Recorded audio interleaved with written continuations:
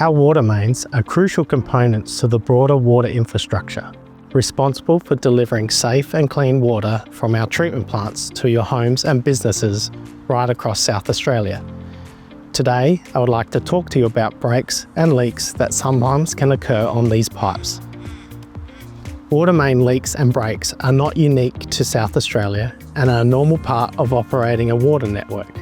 The biggest impact to our underground pipes comes from soil and weather, accounting for around 58% of the water main incidents across the network. The main culprit is reactive clay soil, and when the weather shifts from wet to dry or vice versa, it causes the ground to move. All that shifting puts pressure on the pipes, which can lead to a break.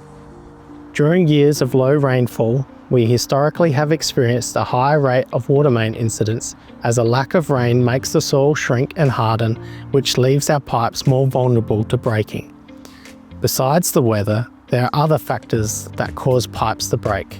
There's a misconception that water mains can break because they're old. People may be surprised to hear that some of our pipes are around 80 years old and still going strong, with age not always an indication of quality. Corrosion of certain materials can, however, happen when the minerals of the soil react with the pipe material. That process slowly eats away at the outside of the main until it eventually starts to leak.